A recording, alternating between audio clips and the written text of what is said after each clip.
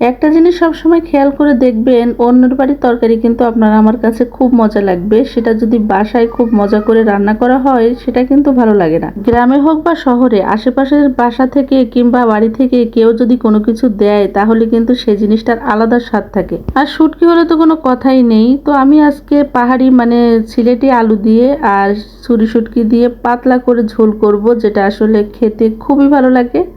বিশেষ করে অন্য কেউ রান্না করলে তো আরও কোনো কথাই নেই। হ্যালো এভরিওয়ান, আসসালামু আলাইকুম। কেমন আছেন সবাই? রোজি ফ্যামিলি ব্লগ থেকে নতুন আরেকটি ভিডিও নিয়ে চলে এলাম। ভিডিওটি শেষ পর্যন্ত দেখার অনুরোধ রইল।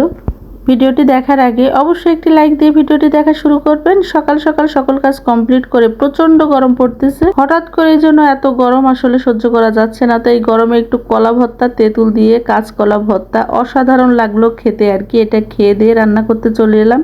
এই গরমে যে কোনো তরকারি পাতলা ঝোল কিন্তু সবচেয়ে বেশি ভালো লাগে। তার জন্য কিন্তু সিলেটি আলু কেটে নিয়েছি, দেখতেই পেয়েছেন। আর এর ভিতরে লাগবে শুধু পেঁয়াজ আর রসুন, আর কোনো কিছুই না। পেঁয়াজ রসুনটাকে আমি থেতো করে নিয়েছি আর কি। আর এখন আমি তেলের ভিতরে ছুরি শুটকিগুলো দিয়েছি। ছুরি শুটকিগুলো কিন্তু খুব বেশি বড় না, কিন্তু এই ছুরি শুটকিগুলো খুব স্বাদ। তেলের ভিতরে ছুরি শুটকিগুলো ভালো করে ভেজে নেব, যাতে শুটকির একটা ফ্লেভার আছে সেই ফ্লেভারটা চলে আসে। তার ভিতরে এই যে পেঁয়াজ রসুনটা দিয়ে দিয়েছি, শুটকির সাথে কিন্তু পেঁয়াজ রসুনটা দিয়ে দিয়েছি আর কি। পেঁয়াজ রসুনটা দিয়ে ভালো করে কষিয়ে নিয়ে এর ভিতরে আমি শুকনা মরিচের গুঁড়া, লবণ, হলুদ সবকিছু দিয়ে দিব আর কি। সিলেটি এই দেশি আলুগুলো একটু গলতে সময় লাগে, এই জন্য শুটকির সাথে দিয়ে দিয়েছি। দিয়ে একদম সুন্দর করে শুটকির সাথে মশলার সাথে ভালো করে কষে যাবে।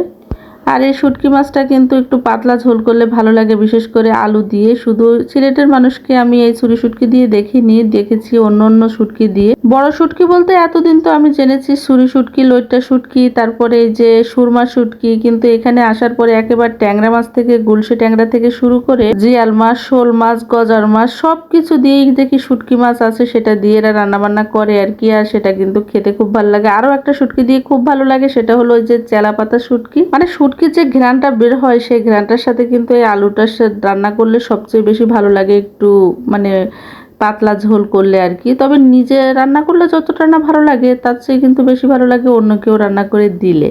এই যেমন ইয়াসমিন রান্না করলে খুব ভালো লাগে, কিন্তু আজকে আমি রান্না করতেছি, দেখা যাক আমি রান্না করলে আবার ইয়াসমিনের কাছে খুব ভালো লাগবে। তো এর ভিতরে আমি কিন্তু ফ্রোজেন করে রাখা কয়েক টুকরো টমেটো দিয়ে দিলাম।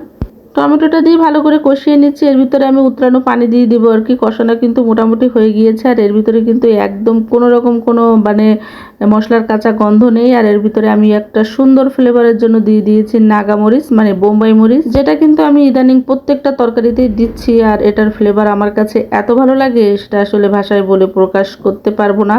এমনকি আমি ভাতের সাথেও এটা কাঁচা খাওয়া শুরু করেছি, কেন বলতে পারবো না। আমার কাছে খুব ভালো লাগে, আর আগে থেকেই ভালো লাগে, আর এখন আরো বেশি ভালো লাগতেছে। শুটকিটা কিন্তু ভালো করে কষানো হয়ে গিয়েছে। এর ভিতরে আমি এবার উতরানো পানিটা দিয়ে দিব। আসলে যত সুন্দর কষানো হবে তত কিন্তু এটা খেতে ভালো লাগবে, যেহেতু পাতলা ঝোল রাখবো, ভুনা ভুনা করবো না। তো আমি এখন উতরানো পানিটা দিয়ে দিচ্ছি। এটা কিন্তু রান্না হতে একদমই সময় লাগবে না। শুটকিটাও ভালো করে কষিয়ে নিয়েছি, আবার এদিকে আলুটাও কিন্তু গলে গিয়েছে।